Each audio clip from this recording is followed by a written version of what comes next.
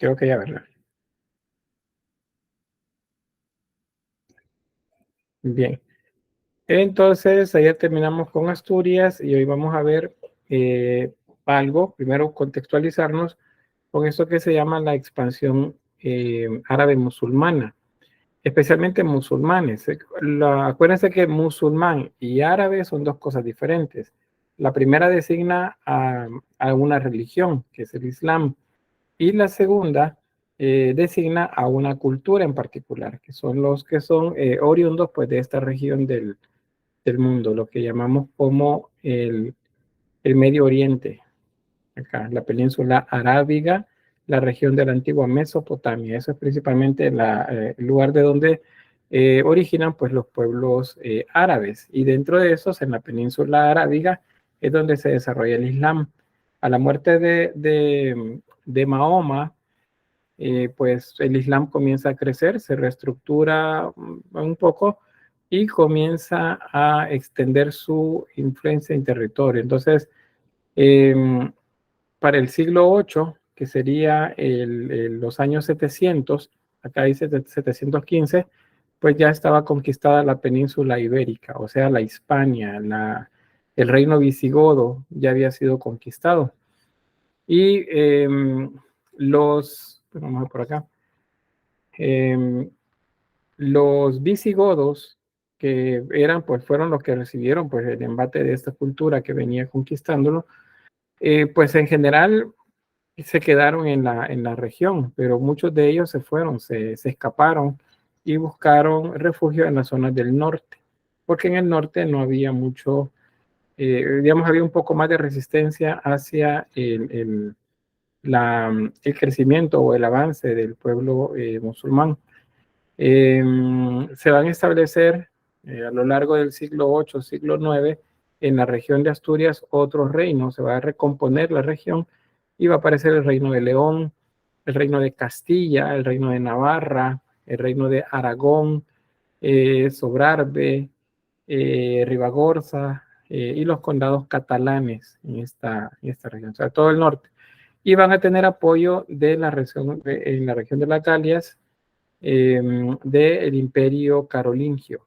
Eso va a ser ahí. En los siguientes siglos, acá designa el siglo XI, cuando ya están establecidos estos reinos como tal, va a suceder que comienza la etapa de la reconquista, o sea, comienzan a avanzar de nuevo sobre el territorio musulmán y esa va a ser una realidad pues que se va a tener al fin de este periodo. Ahora, digamos que ese es como el contexto de la región, cómo estaba distribuido el mundo a nivel cultural para esta época. Ahí ven el reino de los visigodos, el reino de los francos, los anglosajones, los britanos, sajones también acá, la región de los pueblos germanos, los lombardos en la región de la península ibérica, y Bizancio, acuérdense en esta zona de Bizancio.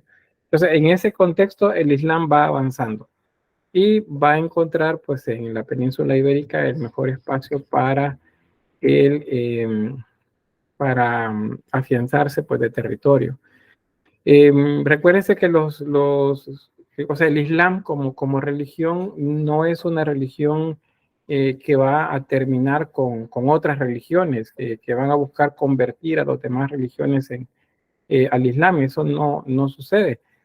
Ellos de hecho tienen bastante respeto y consideración también a nivel religioso, me refiero, hacia los que son judíos y los cristianos, en este caso cristianos católicos, ¿verdad? Que es la única corriente que existe a este momento. Va a resultar que estos cristianos que se quedaron en el territorio van poco a poco a absorber algunas características del arte propiamente musulmán. Sucede otra cosa también, que eso nos va a ayudar a entender algo que va a suceder unos siglos más adelante. Las iglesias tienen imágenes, ¿verdad? Acuérdense, habían esculturas, algunas tallas en madera, de esas hay muy poco en el periodo prerrománico registradas, pero sí hay algunas que sobrevivieron el paso del tiempo. Y muchas de estas que sobrevivieron es porque resulta que las escondieron. cuando los cristianos en estas iglesias donde había, por ejemplo, la imagen de una virgen, sabían que venían los musulmanes cerca y que pues las fuerzas visigodas no estaban deteniendo ese avance, entonces ellos pensaban que les iban a quemar las imágenes y a destruir todo lo que había en la iglesia. Entonces lo que hicieron fue esconderlas. ¿Y qué hacían? Una imagen de una virgen, por ejemplo, la abrían en la pared de la iglesia un hueco, hacían como un espacio para colocar la imagen, la envolvían en algunas telas cuidadosamente y luego las emparedaban, o sea, cerraban la pared, la repellaban y parecía pues, como que no había nada ahí. Y la imagen quedaba escondida adentro de las paredes de la iglesia. Otros prefirieron sacarlas de las iglesias y alejarlas de los pueblos, entonces fueron donde encontraban alguna cueva, por ejemplo, y en las cuevas hacían igual huecos en las paredes o en el suelo, y ahí metían cajas en las que habían preservado pues las piezas, las envolvían en lienzos, las colocaban dentro de más cajas, de manera que la humedad no las afectara y ahí las escondían. O cerca de los ríos, por ejemplo, había una formación rocosa, pues habrían agujeros en el suelo y otra vez adentro de varias cajas preservadas en materiales que ayudaban a que no se humedeciera y enterraban ahí. El pensamiento de esta gente era que pasada el peligro de la guerra con los musulmanes, pues ellos iban a ir sacar las piezas de donde las habían escondido y luego las iban a poner en el altar, en los altares donde estaban originalmente. Pero sucedió que los musulmanes se quedaron durante mucho tiempo. Entonces, la generación que hizo eso, digamos una persona adulta, pues pasó su tiempo. Y digamos que él le contó a otros más jóvenes dónde estaba escondida la imagen, que les decía, de una virgen, de Cristo. Esa otra persona que era más joven creció igual, se hizo adulto mayor, y entonces él le contó a otro más dónde estaba la pieza, ya ni siquiera era el original a lo mejor, porque se lo había olvidado. Y así pasó otra generación y estas generaciones fueron olvidando de esas imágenes. Entonces las imágenes prácticamente se perdieron durante el periodo de conquista en la región, pero van a ser descubiertas siglos más adelante. Eso quiero que lo recuerden porque se los voy a preguntar de nuevo cuando estemos viendo el periodo gótico. En ese momento debemos recordar que en el periodo acá, especialmente en la región de España, en el periodo que estamos viendo, es el que se denomina de dominio musulmán, pues algunas imágenes se escondieron y luego se perdió pista de ellas completamente.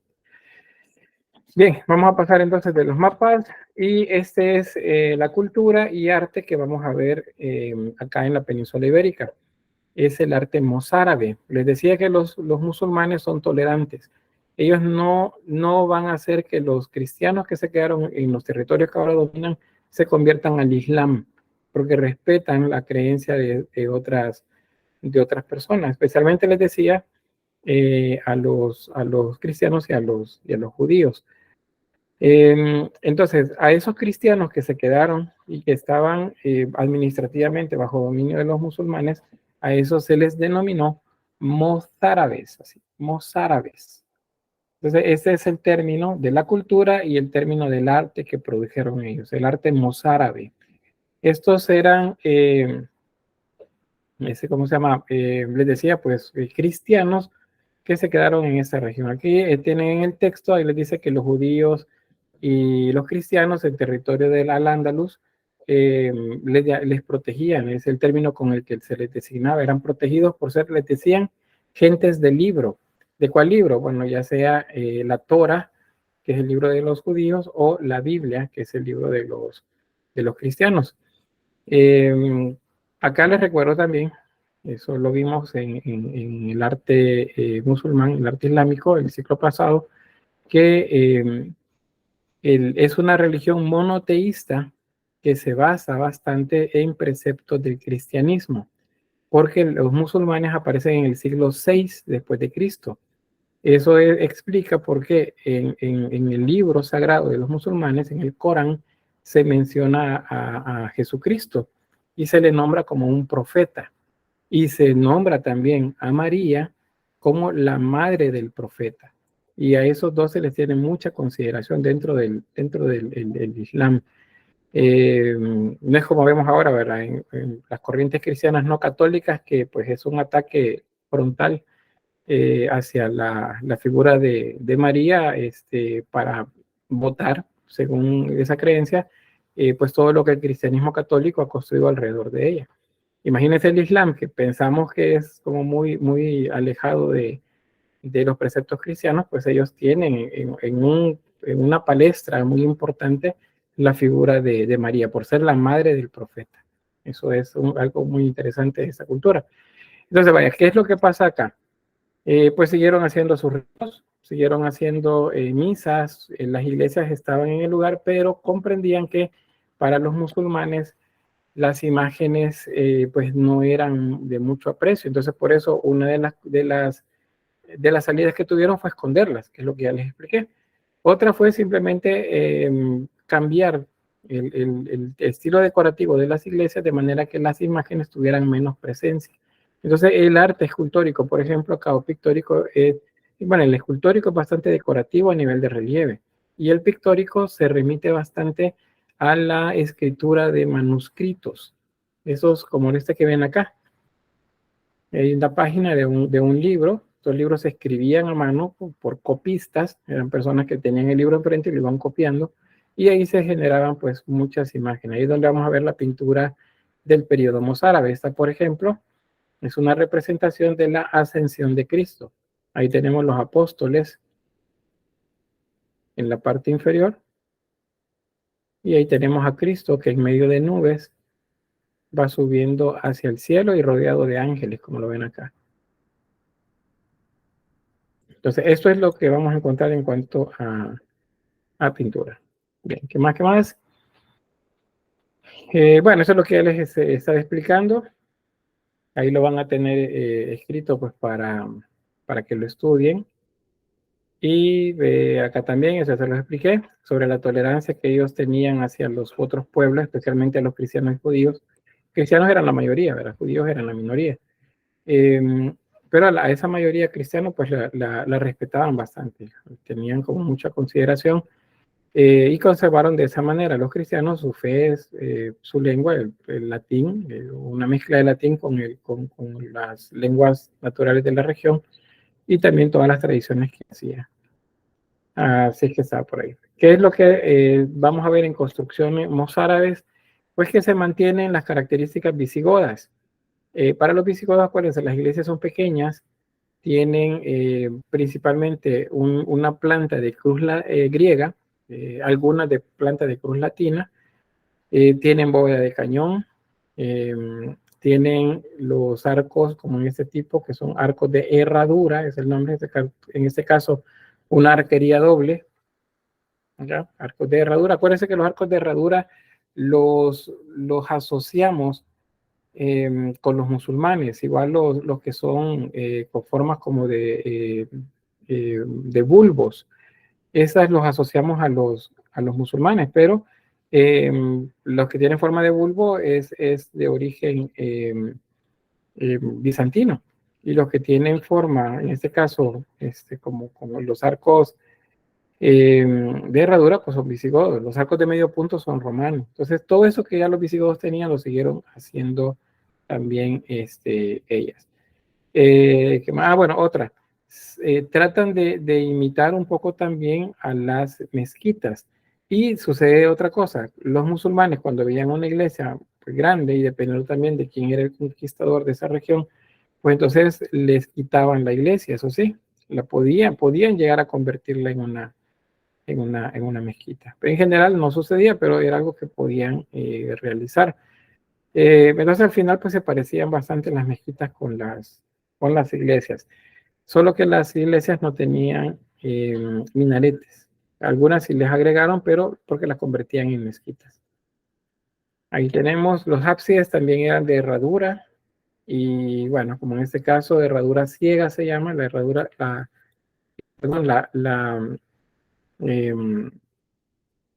las columnas ciegas y la arquería ciega, eso significa que están adosados a las paredes. Este es un ábside, el cabecero de una iglesia, y tenemos la imagen de un Cristo frente al altar. Y eso, pues, algunas de las columnas que sostenían secciones de la iglesia. Acá algunos ejemplos, lo que les mencionaba de los ábsides en forma de herradura, de arcos peraltados o de medio punto, algunos ábsides cuadrados también, o forma de bulbo, que son esos que vemos acá, porque pues era lo que veían ellos que los musulmanes hacían. Entonces, pues las iglesias cristianas católicas las convertían en edificios muy similares a las mezquitas. Sobre la escultura, les repito, solamente hay decoración. La mayoría es geométrica, imitando un poco los tipos de decoración musulmana. Eso, por ejemplo, como si fuesen tejidos. Y tenemos también entrelazados, como la lacería de los musulmanes. Y luego, pues, la utilización también de figuras de animales, como estos que observan acá, para colocarlos ¿cómo se llama? En los capiteles de las iglesias. Acá, otra característica de los capiteles mozárabes es la utilización de la hoja de acanto más decorativa, con más relieve, más diseño, como estos que vemos acá. Pero la variedad es bastante grande, no no es como un orden arquitectónico en particular, sino que eh, parten de la columna, perdón, del capitel corintio, de las columnas corintias, y a partir de eso pues hacen toda la decoración como lo ven acá, muy geométrica o pues con mucha decoración en forma de vegetal. También podemos decir que el trabajo de las ventanas, como en estas ventanas que tienen celosías, eso también podemos decir que es escultura, porque quienes hacían ese tipo de trabajo eran los picapedreros, o sea, eran personas que trabajaban técnicas escultóricas para cortar la piedra, pero también para hacer elementos decorativos como esto. Y vemos una flor y motivos geométricos también. Si alcanzan a ver acá en el borde del arco de herradura y el borde de la ventana, tiene esos motivos sogueados que veíamos con los visigodos, o sea, tienen forma de soga. ¿Está? ¿Por qué? Porque pues es influencia de ellos. Acá es una mezcla de varias culturas. El arco de herradura es de origen visigodo, pero también los mozárabes le agregaron al mismo eh, decoración en dovelas bicolores, que son estas, a la manera que lo hacían los romanos. O sea, es como reutilizar básicamente lo que ya otras culturas habían hecho. Se da también esto, que es escultura, aunque son relieves, algunos son signos nada más, pero pues se considera escultura, porque eso lo hacían picapedreros, o sea, gente que trabajaba directamente tallando la piedra. Siempre que veamos en la Edad Media círculos, hay que entenderlo como una referencia solar, o sea, se está refiriendo al sol. Y el sol, en la ideología de los pueblos cristianos, pues es una representación de Cristo. Acuérdense que así comienza ya por el paleocristiano la representación de Cristo, es el dios Apolo. Entonces esa asociación con el sol se mantiene y es lo que vemos pues acá. Estos son símbolos solares. Las flores de 8 puntos, de 8 pétalos, de 6 pétalos, 4 pétalos, esas son referencias al sol. Esta es igual. Y esta que ven acá, en la parte izquierda, lo voy a acercar. Esta es parecida a una runa. Y las runas son características de los pueblos del centro norte de Europa. Especialmente se asocia a los druidas o a los pueblos también de la región de, ¿cómo se llama esto? bueno, de la isla de Britania, de ahí también, de la Irlanda, es la región de Irlanda. Ahí también se asocian estas imágenes, que son símbolos de cruces también, aunque no parezcan por la cantidad de diseño que lleva. Entonces, esas son como características de eso, o sea, son referencias siempre a Cristo. Esas son decoraciones que van a ir apareciendo también en capiteles o en las que se llaman jambas. Las jambas, en esta de acá, al lado izquierdo de la pantalla, las jambas son las decoraciones que hay en los arcos, por ejemplo, de las puertas principales. Vamos a encontrar figuras como esta, figuras humanas o animales, por ejemplo, animales fantásticos. Si ven esto, aquí tenemos unos grifos, tenemos águilas y hay también, ¿cómo se llaman estos? Como leones también, leones enfrentados se llaman eso, lo que está uno frente al otro. Y lo demás, el resto es decoración geométrica y decoración fitomórfica también. Es como un arte muy decorativo el que desarrollaron los mozárabes. Ahí vemos más capiteles, siempre de origen mozárabe.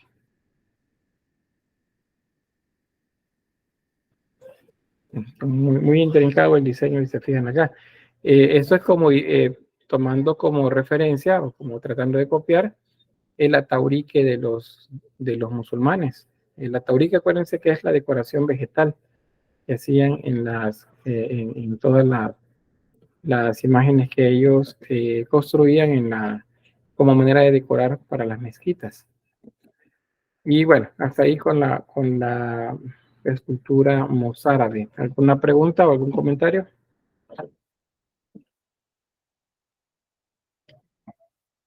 ¿Sí, Alejandro?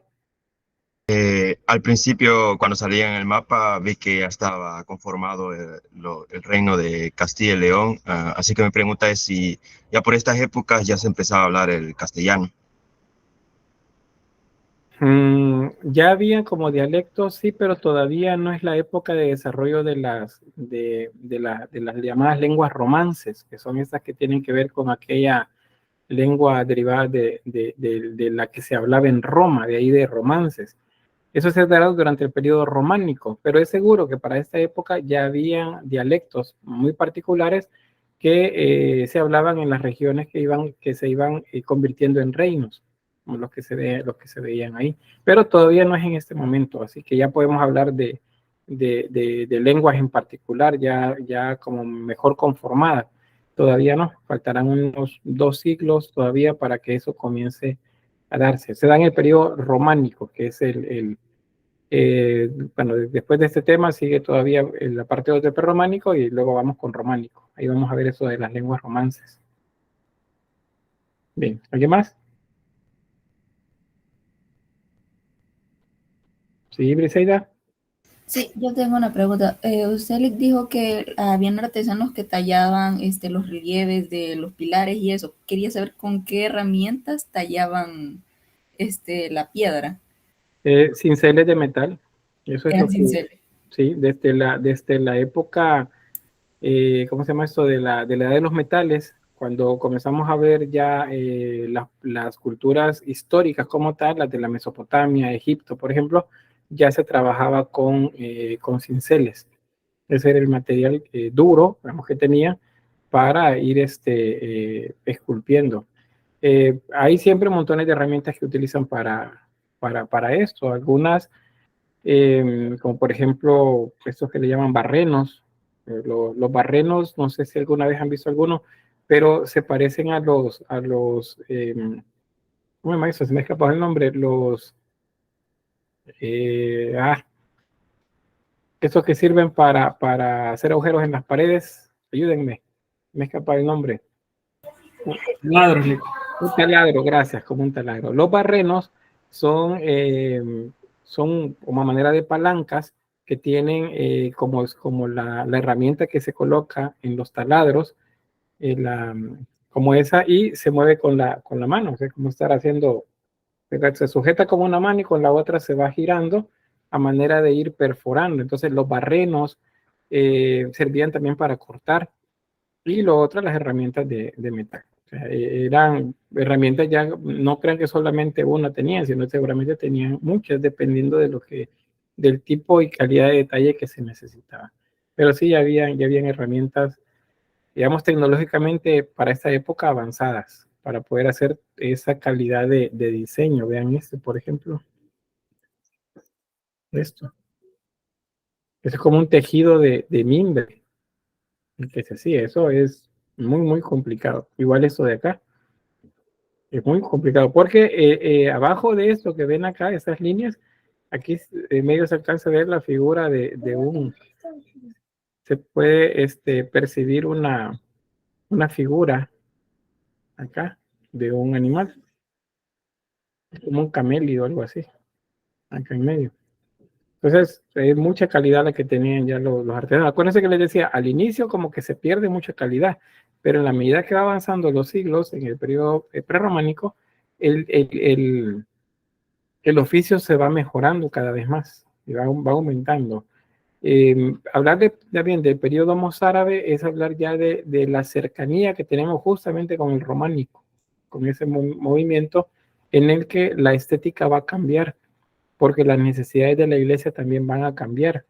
Ya no es solamente, ya se estructuró, ya los evangelios existen, ya está establecido mucho de la creencia dentro del cristianismo, pero hay cosas que todavía no estaban muy claras y sobre esa ahora se va trabajando, como por ejemplo la idea del cielo o del infierno, que en ese momento no existen. O sea, no existen, digo, como un lugar físico, sí existen en la concepción de que hay un lugar de castigo y un lugar de premio.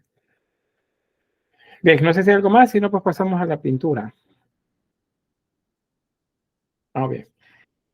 Bueno, esa imagen que ven ahí en pantalla es una representación en un códice, así se le llaman actualmente. En la época eran libros que se utilizaban para colocar ahí evangelios o una selección de los evangelios. Esto se les llamaban evangelarios en particular. Pero pues se colocaban temas en particular dependiendo del texto que se escribía. Entonces, acá es donde se hacían estos, pues en los llamados escritoriums, que eran talleres en los que se trabajaba esto. Los escritorium normalmente estaban dentro de los monasterios.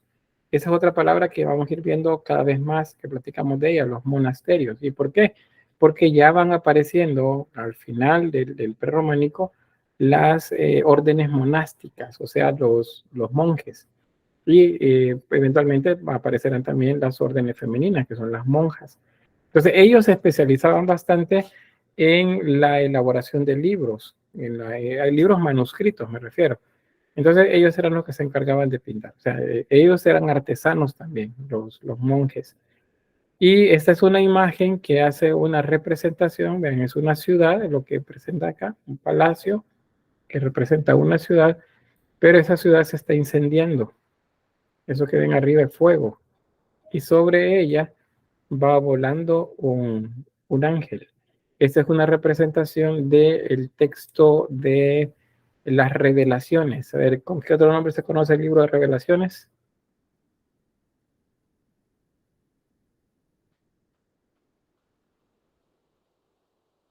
¿Hechos? No. Está al final del Nuevo Testamento.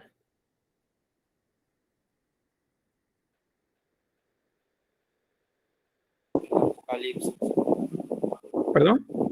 El Apocalipsis. Correcto, Apocalipsis. Decir Revelaciones y Apocalipsis nos estamos refiriendo al mismo libro. Entonces, en Revelaciones o Apocalipsis se habla acerca de un cambio grande que tiene que ver con la venida de Cristo. Entonces, eso es lo que se comienza a representar acá.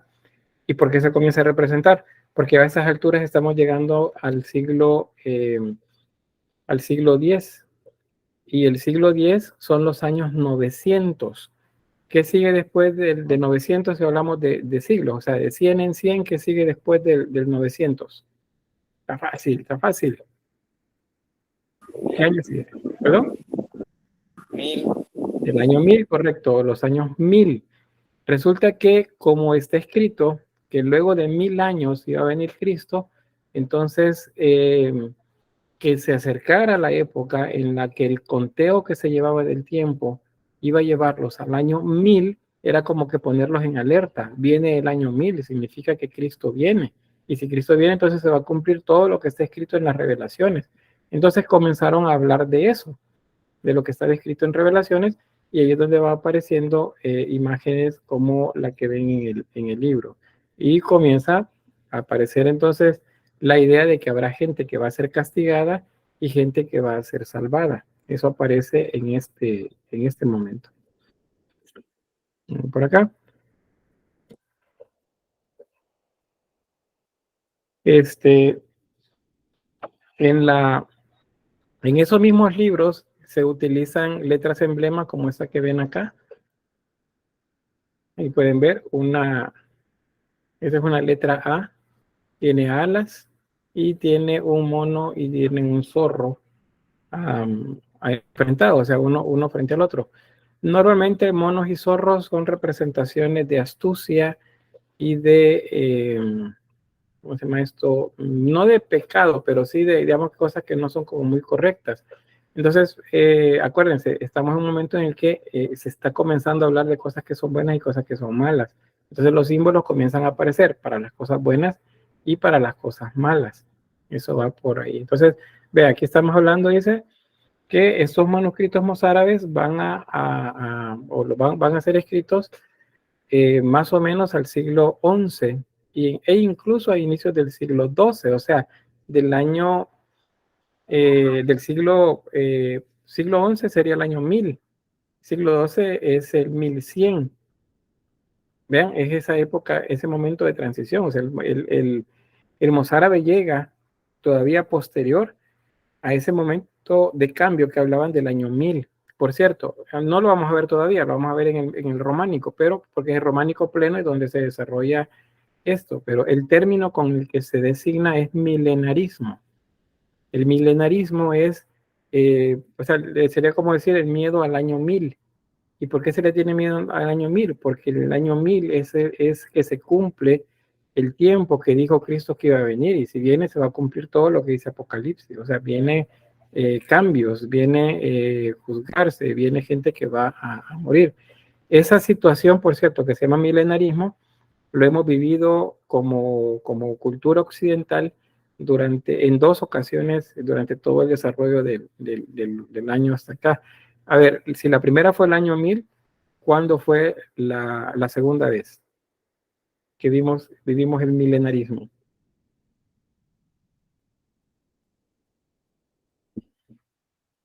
2000. Correcto, el 2000, porque se cumplieron otros 1000 años, ¿verdad? Entonces, ustedes están como muy pequeños, ¿verdad? Pero por si hay alguien ahí que tiene más ¿qué sería? Más de 30 años, sería, más o menos, más de 30 años.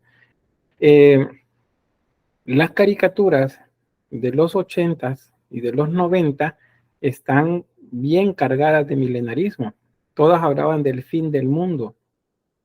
Ustedes vean cualquier tipo de lo que ahora llaman anime. Bueno, me acuerdo, por ejemplo, de Dorback, la princesa de los 1000 años. ¿Qué más? ¿Qué más? Iron Man 28, y así otras caricaturas que venían del lado de Japón. Todas esas hablaban del fin del mundo. En todas el mundo se iba a acabar. En las películas, igual, meteoritos iban a caer, invasiones extraterrestres, las rebeliones de las máquinas que iban a acabar con nosotros, el peligro de las bombas nucleares y una guerra nuclear, y total, el mundo se iba a acabar.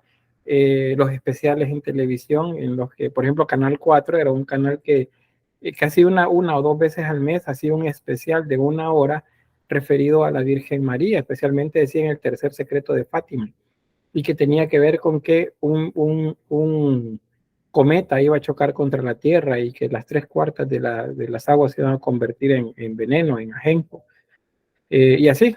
O sea, esa era la realidad de esos últimos 20 años del siglo XX. Y todo el discurso es: Cristo viene, Cristo va a venir, Cristo viene pronto, arrepiéntanse. Y si ustedes la mayoría son de estos últimos 20 años, es probable que sigan oyendo el mismo discurso. ¿Y por qué lo siguen oyendo? porque apenas han pasado 20 años de este milenarismo, este segundo milenarismo, o sea, todavía estamos en influencia del milenarismo. ¿Sí, David? ¿Cómo le hizo la iglesia en su momento por los años 1000 para controlar a la población? Si es que se hizo algún escándalo por eso. O sea, ya porque no pasó nada al final. Pues Fue la misma eso es bien población. interesante. Solo les adelanto, porque eso está mejor desarrollado en el románico, porque se lo muestro con imágenes. Pero, ¿qué pasó? Viene la época esa y en el románico lo vamos a ver, entonces a la gente le dice, mire, Cristo viene, ustedes no se están portando bien. Una de las maneras que tenemos para que ustedes se salven es que nos entreguen sus pertenencias, porque los ricos no van a entrar en el reino de los cielos. Entonces la iglesia comienza a recibir lo que la gente tiene, los haberes de la gente. Y resulta que vino el año 1000 y no pasó nada. Y por el contrario, como las ciudades comienzan a crecer también para esa época, comienzan las enfermedades, vienen las pestes, la peste bubónica y otras más. Y entonces la gente dice, bueno, ¿y cómo es posible? O sea, si esto es parte del apocalipsis, de todo lo malo que nos va a pasar, ¿por qué no nos está protegiendo Dios? Y ya le dimos a la iglesia lo que nos pedía. Y resulta que pasaron más años y no sucedió nada. Y entonces la gente perdió credibilidad en la iglesia. Y ahí se da una crisis en la iglesia, porque la gente dejó de creer, ya no creía. Hay crisis también en los monasterios, porque los monasterios dejaron de ser este lugar en lo que se creaba conocimiento, se creaba libros, comenzaron a convertirse ellos también en parte del problema, digamos que en general había, y eso genera una crisis ahí. Pero eso, como les digo, lo vamos a abordar más despacio cuando veamos románico, porque eso lo podemos ver a través de las imágenes. Y la consecuencia, o el siguiente paso después de esa crisis, cómo la iglesia va a hacer para que la gente de verdad vuelva a creer en ellos. Entonces viene un periodo diferente que supera al románico, que se llama gótico. Y las características del gótico una de las características del gótico es el fervor religioso, porque la gente vuelve a creer en la iglesia. Entonces, eso es contexto. El contexto nos ayuda a entender cómo es que las imágenes van cambiando según los tiempos. Pero bien, eso va para más adelante. No se pierdan los siguientes capítulos de esta historia 2. Veo por acá, dice, bueno, ya me decía Rosa Margarita, decía ahí de 2000, y Francisco dice, hace tiempo leí sobre el Apocalipsis, parte de una de las corrientes del cristianismo era respecto a que realmente no pasara nada porque el Apocalipsis ya pasó. Bueno, no hay problema, estamos mal con eso de cuestiones pues personales, no hay problema, Francisco, pero pues eso sí sucede también. Pero voy a avanzar acá con esto porque pues igual, como acuérdense, estamos llegando a este momento en el que las imágenes deben comenzar a cambiar el discurso, deben comenzar a mostrarle a la gente que no todo es bueno, sino que hay cosas que si las hacen mal van a tener problemas. Entonces, en los libros comienzan igual a aparecer imágenes en las que aparece Cristo, así, sobre el orbe, como entronizando el universo, entronizado en el universo, y las imágenes de los serafines y querubines. Acá los han pintado igual. Este es un querubín y este es un serafín. Vean que las alas están llenas de ojos, porque así lo describe el texto. O sea, cuando hay querubines y serafines no son niños chapuditos, gorditos, desnudos que pululan de un lado a otro, volando de aquí para allá. No, los querubines y serafines son así. Y bueno, de hecho el querubín debería tener 4 rostros diferentes, porque es tetramorfo, según lo que describe la Biblia. Entonces, así se hacía en esta época y así va a servir para darle a la gente la idea de que hay cosas extraordinarias, fuertes, muy poderosas, que pueden llegar a castigarlos a ellos por no hacer las cosas como la iglesia les decía que lo hiciera. En la parte inferior vemos a 2 de los llamados arcángeles, que son del último de las triadas en la angeología. Este es el arcángel Miguel y este es el arcángel Gabriel. Acá. Otro de los que se menciona en la Biblia es el Rafael, es otro. Luego hay otros más, otros arcángeles que también se mencionan, pero no todos los acepta el cristianismo de manera oficial, sino que son parte de corrientes dentro de la misma iglesia. Pero bien, ahí es donde vemos que las imágenes van cambiando. Bueno, luego sobre estos libros, los textos, aparte de estas que son como imágenes en los libros, como emblemas, los textos se dividen en columnas y pues se colocan el colofón, que es la letra emblema, como lo que veíamos hace un momento, las letras emblemas en las páginas.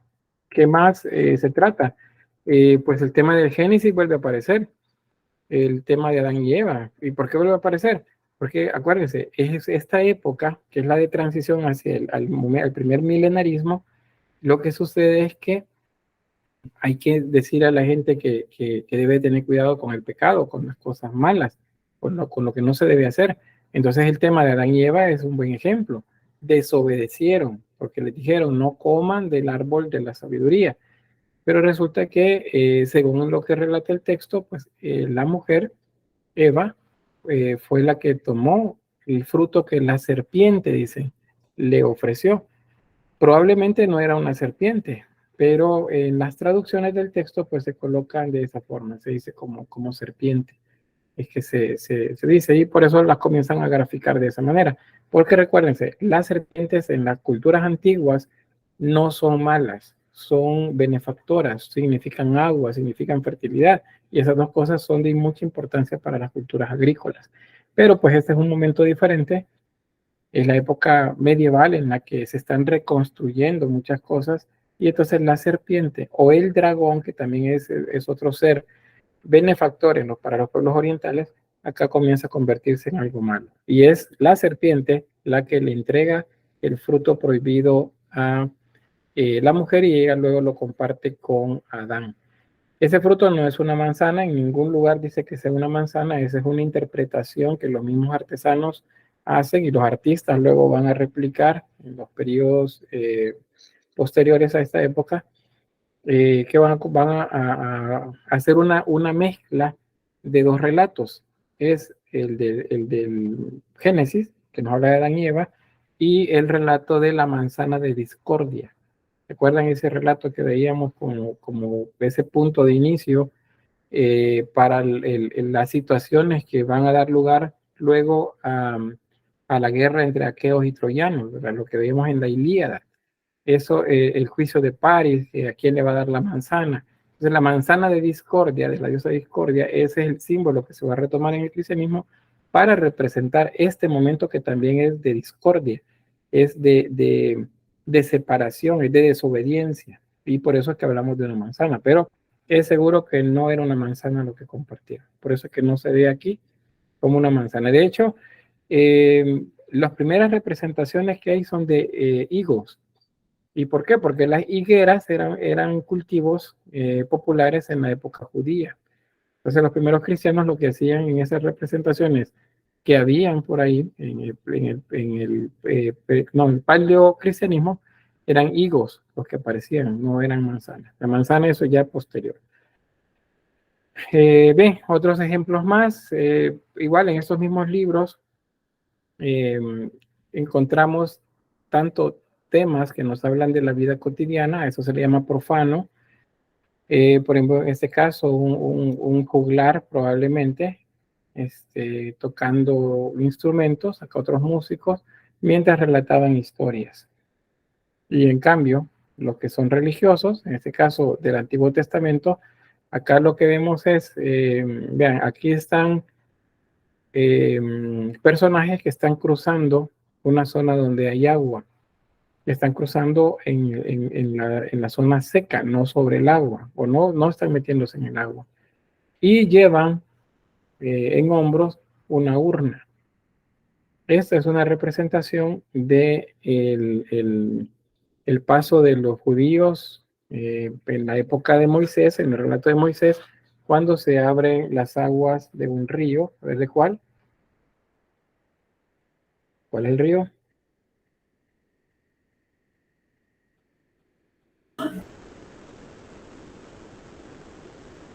Sí, sí. Nilo, no, No es el Nilo. ¿Jordán? El Jordán, no. Mar Rojo. El Mar Rojo, correcto. Es el mar, ya les digo.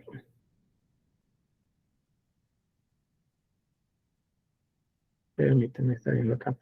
Ya. Algo se me desapareció en la otra pantalla que tengo.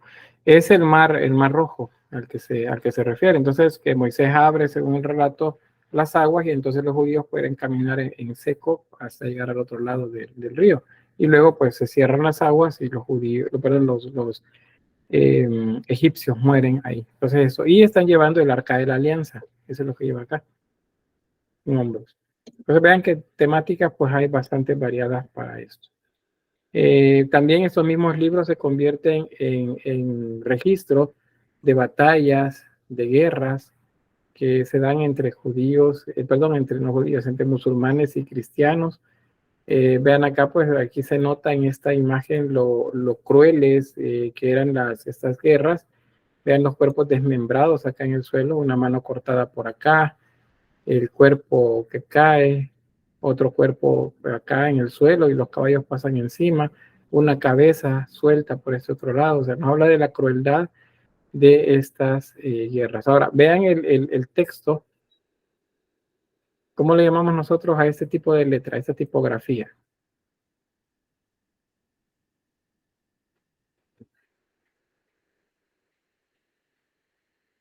¿Cómo llamamos a esta? ¿Sí, José? ¿Perdón? José, creo que levantó la mano. Bien, si no, aquí veo algo, perdón que no vi este mensaje antes. Paola dice, tengo entendido que lo de la manzana fue creada para contarles a los niños así, pero que según a lo de lo que se ve, supongo, a lo que se refiere, lo de la manzana es que tuvieron relaciones. Es una de las interpretaciones y eso que pues se refiere a, o sea, lo que tuvieron más bien fue un contacto que es parte del conocimiento, es el de conocerse mutuamente, porque el árbol que estaba en el centro del jardín era el árbol de la ciencia y el conocimiento. No dice que era un árbol de manzanas ni de higos, no, era el árbol de la ciencia y el conocimiento. Entonces comen del fruto y entonces ellos se ven desnudos, se conocen, saben, eso es lo que se interpreta de eso. Y sí, es una de las explicaciones que se dan sobre esa analogía que hacen del fruto prohibido. Bien, la otra imagen se refiere a uno de esos seres que mencioné en el texto bíblico en Apocalipsis, que lleva una copa, ¿recuerdan? Y el tercer ángel sonó la trompeta y entonces el ángel otro derramó una copa y entonces hicieron, por ejemplo, que se envenenaron las 3/4 de agua de la tierra. Entonces eso también ya lo vemos por acá, eso es lo que se nota acá. Vean, el caballo tiene garras como si fuese un león, acá. Y lo que vemos arriba es un ángel, aunque no tenga alas. Entonces eso es lo que vemos por acá.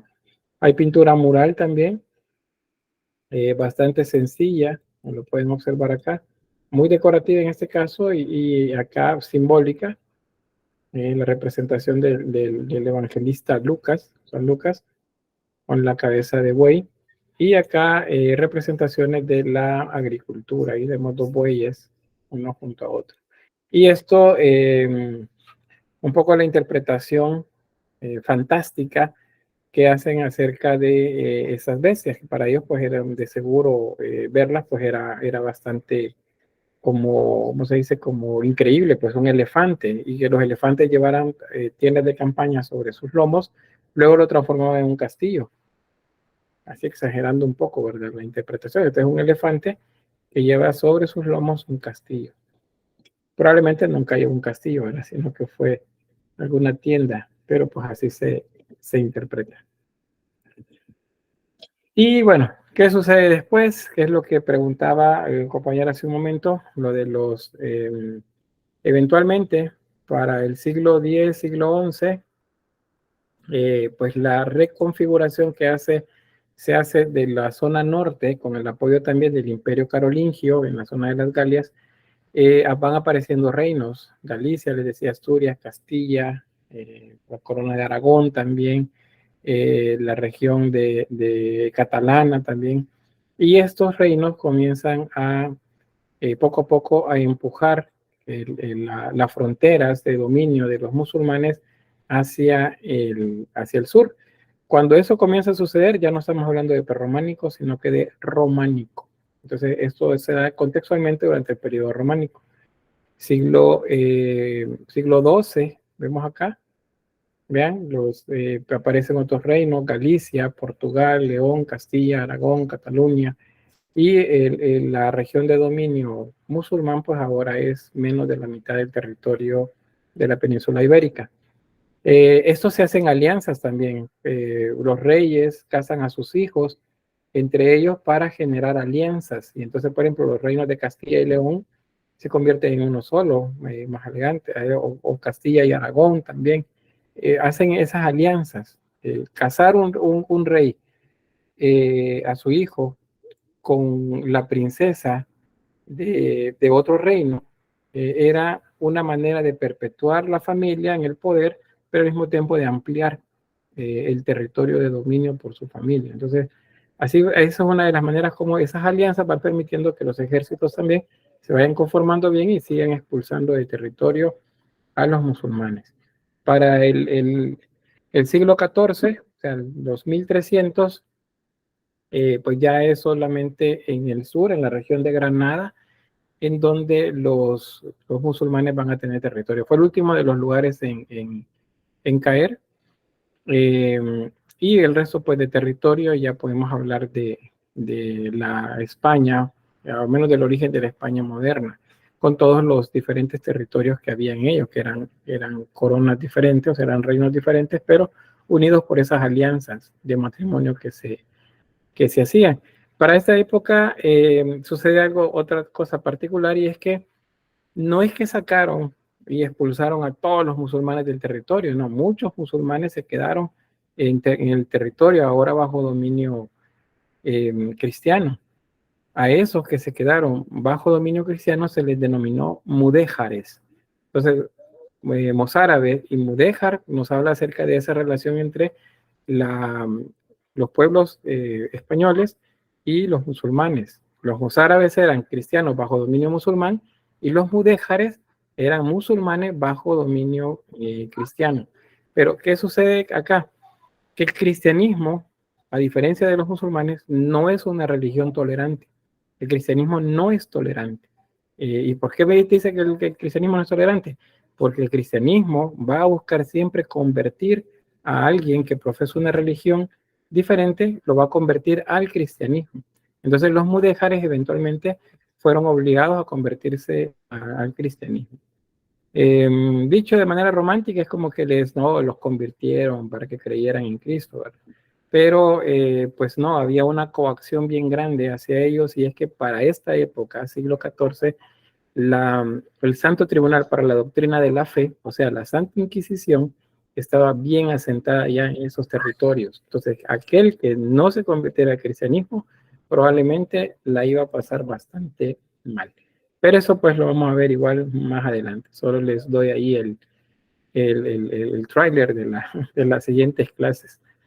Bien, ¿alguna pregunta? Porque justamente llegamos al final de la primera parte del prerrománico. ¿Alguna pregunta? ¿Duda? ¿Consulta o aporte?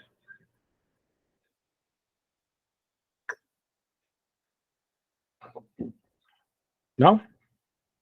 ¿Qué pasa? ¿Qué pasa? Esta semana he percibido mucho silencio. Sí, Briseida, dígame. Sí, un aporte a lo que estaba diciendo acerca de los monos y los zorros. Yo Sí. escuché que los zorros, además de ser representados como animales muy astutos, son representados también de su forma negativa como seres que les gustan mucho las bromas y los juegos. También los representan en Asia como seres como que seducen a las personas para engañarlas y después devorárselas o algo así. Probablemente, por eso que el mono también tiene una concepción un poco similar, con eso de las travesuras y que te implica un poco de pecado también. Y por eso los utilizaban así en las imágenes. Digamos que es lo contrario a los animales nobles, que es como se consideraban a los leones, que se colocan en los emblemas también. ¿Sí, Francisco? Solo para aportarle Había un poco. una pregunta acá, perdón. Tocaremos de nuevo el Apocalipsis más adelante, ¿verdad? Sí, en el románico. A ver, ¿qué pasó? Solo para aportarle un poco a Briseida, por este entonces, si bien todavía, bueno, si bien ya se empezaron a ver atismos en la diferenciación entre bien y mal por cuestiones de la acepción religiosa, todavía se tenía una comprensión tradicional de la dualidad, siendo esto, permítame.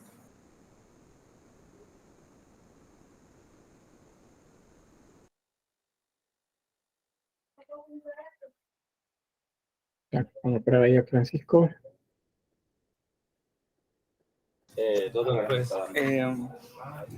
Siendo siendo esto una cuestión de que los demonios de muchos otros lugares, que para nosotros los demonios son siempre considerados como mal, en otros sitios como la Mesopotamia se consideraban como bien o mal dependiendo de hacia quién se direccionaba, siendo más una cuestión de picardía que de maldad per se.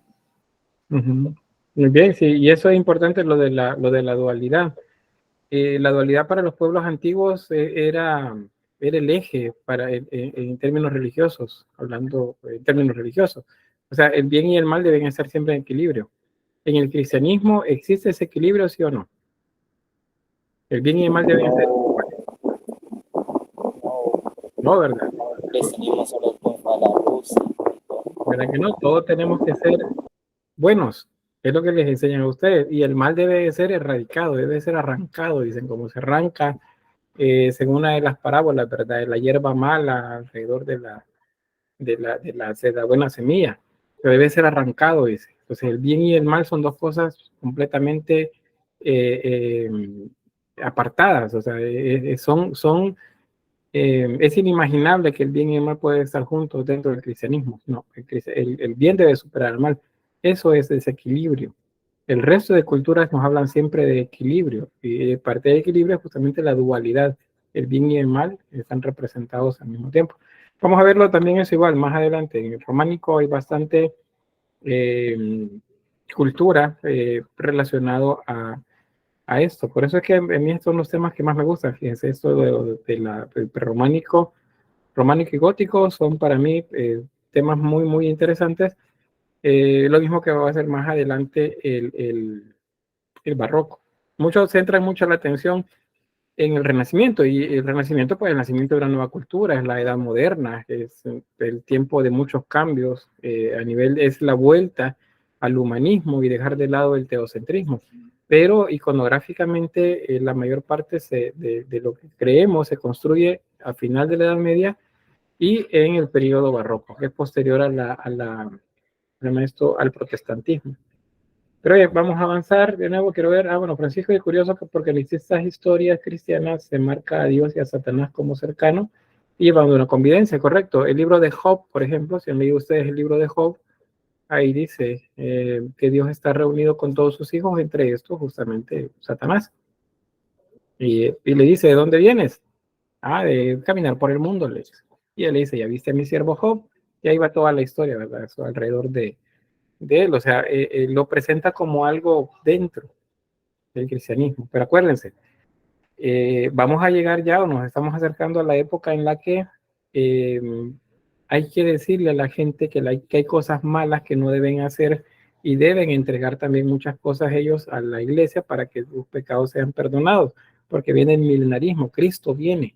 Entonces, eso es un cambio grande.